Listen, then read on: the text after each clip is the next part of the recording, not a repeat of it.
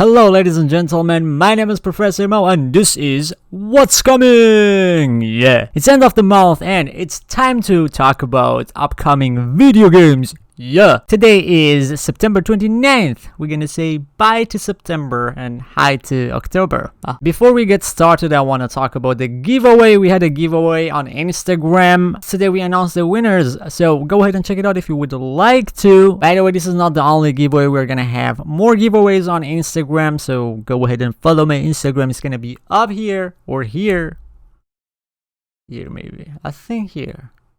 I don't know. Okay, it's enough. Let's jump into upcoming video games in October 2021. Yeah.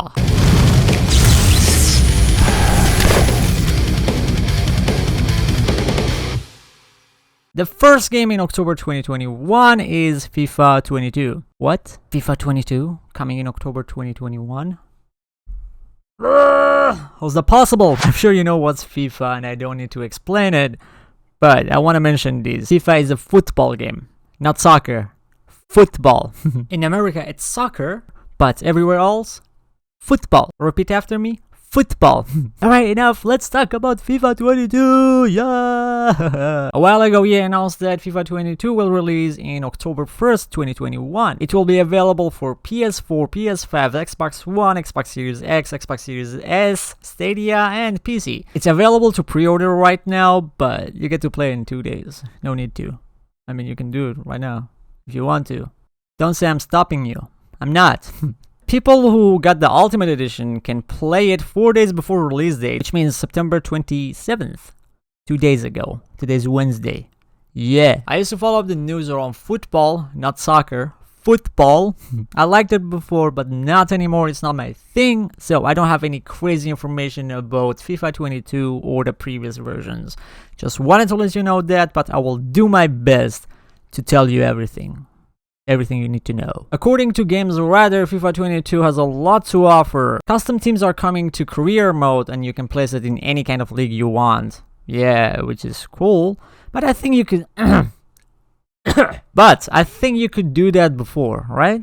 I don't know. I feel like you could do the same thing in PES 2006. It seems like we have huge improvement in the gameplay. Defenders will now act in a more sensible fashion and attempt to maintain formation as they advance across the pitch. Next! Alan Wake is a third-person survival horror game that follows the titular character. He is a best-selling thriller novelist whose wife mysteriously disappears during a vacation in a town called Bright Falls. The story sees Alan Wake go to that town to investigate and try to figure out what happened to his wife. This game heavily emphasizes the use of your flashlight as it is the only way that you can deal damage to the game's various enemies. I don't know how I feel about this game, but you know, it's the spooky season, yay! I forgot to mention it's the remastered version and it's coming on October 5th. Yeah. Next! Oh yeah, next one coming out in October 7th. Far Cry 6, baby. Yeah. That's right, it's coming out finally. I think Far Cry 6 is gonna be the biggest title in October 2021. Guys, unfortunately, I've never talked about this game. What a shame. I wanted to, but you know, I did not because of whatever reason. I'm here now. I'm gonna tell you about Far Cry 6. Yeah! The next installment in Ubisoft's popular Far Cry series is due to land on console and PC this October. In Far Cry 6, players take on the role of Donnie Rojas, a guerrilla fighter aiming to topple Castillo's tyrannical regime. You will be able to choose Danny's gender at the start of the game and customize them, just like in Far Cry 5. However, for the first time in series history, the game will switch to a third-person perspective during key combats. However, for the first time in series history, the game will switch to a third-person perspective during key combat scenes. And when you're exploring hub areas, you will also get to see your character during cutscenes. That's cool, I like it. Danny's action will have a direct impact on the world and they will have more agency than we've seen with other protagonists in the series to date, with Danny staring at cutscenes and having their own voice. It seems like we're gonna play something different. I've played Far Cry 3 and 4, both of them were amazing. I think Far Cry 6 would be the best of them though. Yeah. Far Cry 6 will take us to a tropical paradise frozen in time called Yara. Yara is controlled by dictator Anton Castillo, played by Breaking Bad Giancarlo Esposito. It is really good in Breaking Bad. I'm sure he's gonna do a damn good job. I mean, he did. They're done. It's coming out in couple days, yeah. Navid Khavari is narrative director of Far Cry 6. He's Iranian. I realized as soon as I saw his name, because those kind of names is just us. We invented it. What a cool dude, seriously. Oh, I almost forgot. I wanted to talk about that. Okay, so one of my favorite YouTubers interviewed Navid Khavari. It was very interesting. I truly enjoyed watching it. During the interview, Navid talked about Giancarlo Esposito's skills, and I loved it. It was good. Oh, this guy, the YouTuber guy, is asking Navid Khavari, do you have any funny memories to share with us while creating Far Cry 6? And here's the answer. It's funny, but it's not at the same time.